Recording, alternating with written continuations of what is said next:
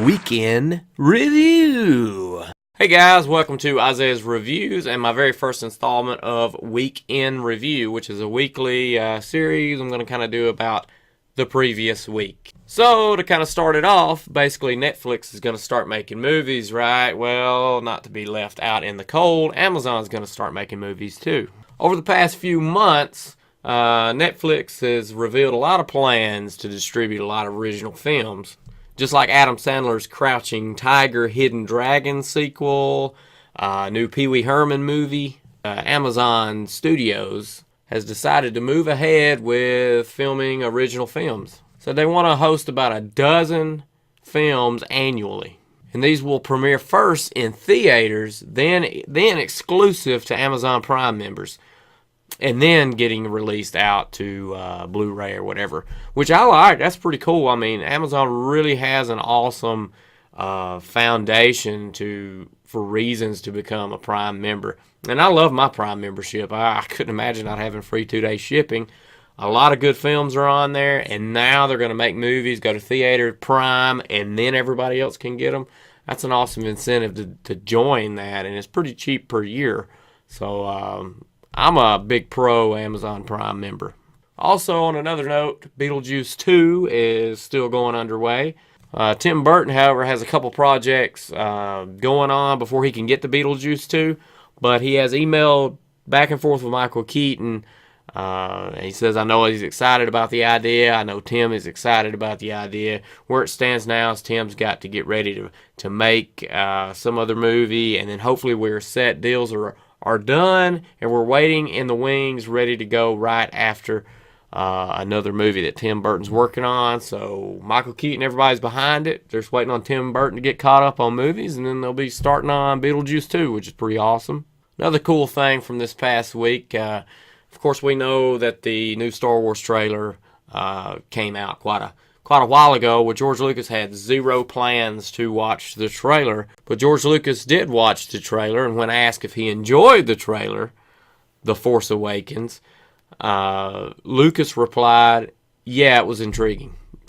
George Lucas has zero, and that's all he said. George Lucas has zero interest, I think, in Star Wars, The Force Awakens, or these new trilogy of films. I think he just got really upset, from what I gather, from everybody's criticism and feedback from his other past three Star Wars movies. Everybody loved the original three versus the new, and I think that really got to him, irritated him enough to where he just sold it off, I guess. But he's kind of enjoying retirement. All he had to say was, yeah, it was intriguing.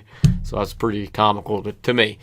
So the weekend box office, where are we at on movies for this past weekend? Well, number one sits American Sniper. So from Friday to Sunday, American Sniper grossed over like $93 million, making it the largest opening weekend in history for December through February winter period. This means that it beats Avatar, Hobbit trilogy, and all of the previous winter blockbusters, which is pretty cool, despite a lot of piracy going on. Apparently the film kind of leaked out in a DVD screener format or something like that, and it still was able to hang on and make a ton of money. That's awesome news, and I'm really glad to hear that. So number two is The Wedding Ringer at about $21 million. Paddington is number three at almost $20 million. And also, a little article I come across was there is an asteroid scheduled to swoop past the Earth January 26th. The asteroid's trajectory places it at about 745,000 miles away from Earth at its closest point. That's plenty far enough away, but still near enough for scientists to really get a close-up look and investigate this thing as it passes by. So we might be able to get a good little light show on that. So January 26th, keep your eyes to the sky. It's going to be a close-ish one, not really. And also on the cell phone side of things, the Samsung Galaxy S6 may be completely announced, debuted and stuff. We might can see it April or March, but people are saying that it has a rounded corner, like the edges of the screen like this. They're actually curved on the sides, which I'm not sure what they could use that for, but I guess it could be used for something like if you're you might could do away with all these toggle buttons here on the side and actually just have a touch-sensitive volume. But I don't know if I would like that too well, but they're messing with the rounded screen stuff since they have the curved watches and curved screens. I think they're going to start really messing with that with phones and playing with that. So it's possible, I don't know, but the rounded off edges, I don't know if that interests me that much. But when the S6 does come out, I plan to upgrade from the S4 to the S5 because it should be pretty reasonably priced, used. And since I'm kind of unlimited data or, grandfather into that with Verizon, I have to purchase all my phones outright. So I'm always a generation behind.